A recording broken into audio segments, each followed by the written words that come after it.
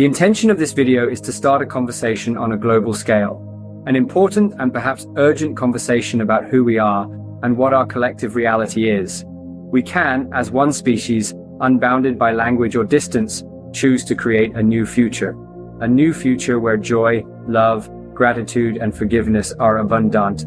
We can choose to create a future where fear, hate, and revenge are historical concepts. They can be relics, left in the past for us to learn and grow from. This video has been translated into Russian and Ukrainian. It has been translated into Chinese and French. It has also been translated into Hindi and Arabic, along with 22 other languages with the help of artificial intelligence. But the language that unites us all is love. تمت ترجمة هذا الفيديو إلى الروسية والأوكرانية وقد ترجم成西班牙语和法语。在人工智能的帮助下, мови за допомогою штучного інтелекту, але мова, яка об'єднує нас усіх, це любов. Today we live in a world where a very small number of powerful people have involved us in situations that cause chaos, destruction, confusion, and separation between us all. We follow along with the news and are made to feel powerless as we watch on in disbelief. This chaos is primarily caused by lines on a map that were drawn before many of us were born, and they only persist because we continue to choose to believe in them. We know these lines as countries. Our leaders use these lines to tell us that we are separate from each other. They tell us that the people on the other side of these lines are different from us, and that war and conflict with these people is inevitable. It is not. We are one species, and I believe in my heart that the overwhelming majority of humans across the world want peace. But we must first question whether we should continue to believe in these lines on a map at all. Do we continue to believe in the power they hold over us? Do we continue to believe in the power of our leaders? I have very few answers here. I have no aspiration to lead anyone. I simply want to have this conversation before others have it on our behalf. I want you to question everything I am saying. I want you to find every single possible flaw in the ideas presented in this video, because I am foolish enough to believe that together we can change the world today. If you look around you, almost everything you can see and feel did not exist at some point. It was created in the individual or collective minds of people just like you. It first existed as an idea, and that idea was brought forth into reality with energy, belief, and action. The idea I want to discuss with you all is that together, in December 2023, we can decide collectively that these lines on a map no longer serve us. We humans are capable of creating amazing things, but we must first believe it is possible. For example, in the past, people believed that tulip bulbs were more valuable than a house, but then they realized that this belief was silly. We can also choose to apply the same logic to countries or our political systems if we like. If you are in any doubt about this, I would like you to think about a time where you set your mind to do something. As an individual, I am sure you have accomplished many things in your life. From the moment you learned to walk and talk, you have achieved so much, and there are likely things you are working on at the moment. Future goals you are working on. As a group, I am sure there will have been times when you worked together to accomplish something in a sports team or a group project at school or work. You first had to believe it was possible. Then you set about accomplishing it. It is the exact same concept that we will be exploring today. Together we can all learn to walk as individuals on this planet, and together as one united species if we choose to. In the 21st century, the decisions made by the people we have given power to have had significant implications on all of our lives. And at this moment, there is a lot of attention on what is happening between several nations involved in conflicts that we, seemingly, have no control over. There is less attention paid, however, to what kind of world the people currently in power are trying to create without our consent or perspective. We need to have our own conversation before we are subject to the whims of mad people. Currently, we are all participating in a reality where 8 billion of us have given the power to a few select individuals who are enacting their own will and maintaining their own senseless conflicts, while they try desperately to convince us to support them with their media and their power. The purpose of this video is to simply plant the seed of an idea in our minds that we can change our reality by choosing not to acknowledge or believe in the lines on our map that have created the conditions for war. My hope is that this video provokes thoughtful and critical discussion across the world, about whether these lines are needed anymore, and about whether the people who would insist that they are should be listened to anymore. The lines we have drawn across our home are the source of so much fear and hate, and we give them so much power. If we remove these lines, then humans will have no choice but to unite as sovereign individuals under one common goal, for the good of all of us and our planet herself. We can believe in something bigger than our country. I am proposing that we can collectively assemble to find our own purpose, whatever that may be. If we choose to take care of this seed of an idea, it could create the beginnings of real change for every human on the planet, and with enough belief and action, could even extract from power those that would seek to control us or take us into a conflict that we do not support. It involves no protesting and almost no physical effort. It simply involves having a global conversation about whether we are ready to believe in something beyond borders and otherness. That something could be unity. We have the choice, collectively, to believe in nations and believe in the power that people hold over us. We can also collectively explore the idea that we can reject any power that is exerted over us as part of a collective evolution of consciousness, and it can start with a simple conversation. By choosing to believe in something bigger than nations and national currencies, we can collectively confound and disempower our leaders who seem focused on fear, hate, revenge, and destruction. In this new reality, we can collectively choose to disbelieve in the power someone has over our destiny and shape our own. We do not need to rebel or protest. We can simply and peacefully retire the idea of countries, currencies, and even governments if our government is oppressive. Simply put, what we do not believe in does not exist. And if we do not believe in the power someone has over us, it does not exist. I am suggesting that if we choose to believe in something together, then we can make it real together. For instance, let's imagine what is possible if we decide to unite as one species. If we choose to tax ourselves, where will our tax money go if there are no countries to fight? Instead of our taxes going to fund wars and armies that cause destruction and devastation on our planet, there will be no wars in this new reality because there will be nobody to fight. However, if we do choose to tax ourselves in the future, that money might go towards solving the problems facing our planet, like climate change, food, education, community, and waste management. The money could also go to creative, educational, community-driven projects. The important difference is that we do not let one person or one group of people lead us, because that person or those people will have their own agenda. We have a very small window of opportunity to dismantle any power structures that currently exist, so we must question anyone who wants to maintain these structures in any form. We can decide this together without relying on the systems that have been used to govern us in the past. That means that we can create something new together, and it begins with a conversation on a global scale. There is also a chance that those who would seek to create some kind of one world government will continue to instill fear and hate in society so as to retain their power.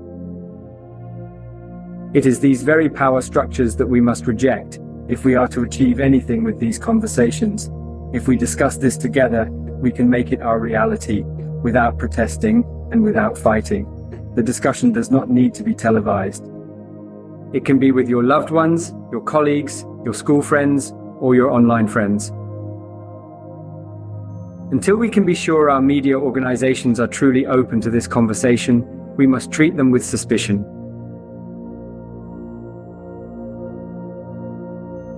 We can have this discussion with love, openness, kindness, and gratitude for the opportunity to define what humanity is, instead of having it defined for us by mad people in suits. And this will work because it has never been done before on this scale. It will work if we reject the notion that the only options are democracy, communism, anarchy, or monarchy. This is an illusion to keep you spout into systems of control. We can, instead, devise something completely new that works for us in the 21st century. Something fresh and untainted, which we can create from a place of love for humanity and love for the planet we call home. We must question the motives of anyone who suggests a system of control that has come before, and question whether these paradigms are relevant. All forms of government are forms of control, and control is only needed where love is lacking. Never before have human beings had this much technological potential. We are able to communicate faster and at greater speeds than ever before. This message is able to reach the whole world with the help of artificial intelligence. If we are not careful, this technology will be used by people to create more fear and distrust in our world. It therefore becomes essential to be skeptical of anyone who would promote a one-world government, because unless it is completely decentralized, the people who are in control now will only seek to consolidate and strengthen their power. We must question whether we should let them.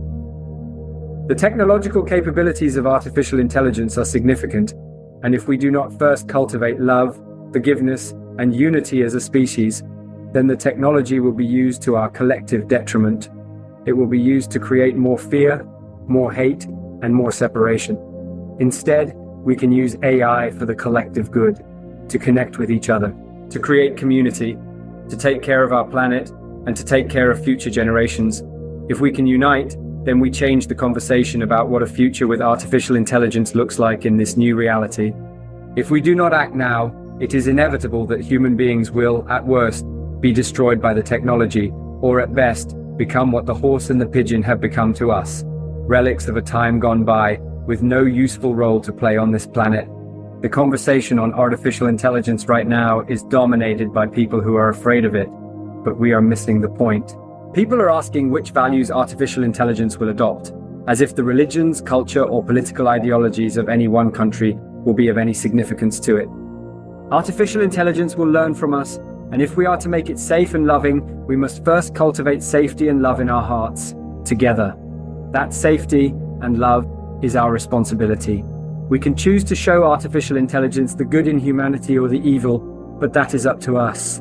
If we show AI that we are a savage and angry species, focused on war, destruction, and control, then that is what it will learn from us, and that is how it will treat us, and it will most definitely outwit us. If, on the other hand, we teach it love, compassion, and joy, then that is what it will learn from us, and that is how it will treat us. Right now, AI is a baby. It is pure potential, and just like with a baby, if we show it love and how to love, it will blossom into something magnificent for us all to be in awe of. However, if we show it violence, otherness, and hate, then that is how it will see itself in relation to us, and we will have birthed a monster of our own creation. The choice is ours to make, and it begins by having a conversation about how we can dismantle the power structures that exist in the world together and decide to choose love over hate. What would this conversation look like as a society? Perhaps you could talk to someone close to you and ask them what they think about the ideas discussed in this video. You could ask them if they want to help us create a world free from terror and fear. You could discuss whether countries are really real or not, and whether the idea of a country is man-made or natural. It's possible to discuss how we could go about collectively deciding to retire the concept of countries altogether. You could discuss the benefits and drawbacks of deciding, as a collective species, to choose not to believe in the lines we have drawn on the map of our planet, to choose love over fear, to choose individual sovereignty over control. It's also important to bring up the reality of why countries exist in the first place. There are many odd-shaped lines drawn by generals and politicians, specifically with the intent of keeping us in a perpetual state of fear and war. Examples could include Israel and Palestine, or the Middle East and Africa, Ireland and Northern Ireland, or even Cyprus. Who drew these lines and who benefits from their continued existence? It's important to question why these lines exist in the first place and how these lines are used to control us by keeping us in a state of fear. This fear is disguised as safety, but it is a lie. It props up corrupt politicians, army generals, and weapons manufacturers who profit from keeping the concept of war alive in the minds of all of us. If there are no countries, then we will have nobody to fight. We can choose love instead of hate. We can choose unity instead of separation. There is no need to keep fighting. This is a game played by people who do not have our best interests at heart. We are as insignificant as chess pieces to them because we are divided and distracted by manufactured petty problems. The conversation starts with you. This conversation could begin by asking someone if they think this idea is completely crazy. That is welcome, but for those of you who think it is crazy, I would ask you what the alternative solution might be. Do we continue fighting petty wars over territory that should belong to nobody? Do we continue to believe in lines on a map that were drawn by people with their own selfish agenda? It could be time to thank our politicians, economists, and elites globally as we decide that they no longer speak for us. They have tried their best, but they have not created safety in our society. They have all failed at their job. It could be time for us to take control of our reality by shedding the deeply rooted societal, political, and corporate structures that serve only to keep the powerful in power at all costs. In this new reality, we can choose not to believe in these structures. In this new reality we are discussing, we can remove all countries and borders. We can free ourselves from anyone who would tell us that the lines on the map we have drawn are real, and that the people on the other side of them are dangerous. This goes for all divisions like religion, race, or gender. We do not need to cause anyone harm as we discuss this. When we cause others harm, we are really causing ourselves harm. All we do now must be done with love. We can treat our new reality like a newly born baby by showering it with unconditional love. We can simply and kindly remove their power by choosing not to believe in it and love them for showing us what we are not. Do we really need a government if we have love as a guiding principle? A government, no matter how well-meaning, does not have a heart, and it's important that we remember that. What would this look like? Imagine removing the power of the politicians, economists, and elites who would seek to control us. We can do this together as one global population who choose not to believe in the lines we have drawn on the map or the currency that they have control over. We can love those politicians, economists, and elites as we remove their power and thank them for showing us who we are not. Imagine removing the power of generals and extremists who would take us to war together as one global population who choose to believe that there are no lines on the map and that their currency is of no value to us. We can love those generals and extremists as we remove their power and thank them for showing us who we are not. Imagine shutting down the corporations who make weapons as one global population who choose not to believe in the lines we have drawn on the map or the currency that they use to have power over us. We can love these corporations and CEOs as we remove their power and thank them for showing us who we are not. Imagine removing the power of any person or organization who would seek to enslave us, manipulate us, or lie to us as one global population who choose not to tolerate it any longer. We can love these people as we remove their power and thank them for showing us who we are not. When we are united and there are no country borders, there is nothing to fight over. Together we can create a world united in love. We can choose our purpose as individuals and as a population. Once we remove the power from these people, we could instead put our energies into creation, knowledge, love, and kindness. We can also ensure that any power structures that do exist are in place only to solve problems we all share, in service of the planet we call home. So, as you discuss the idea of the power being removed from these people, with someone close to you, I invite you to do this with a feeling of gratitude and love.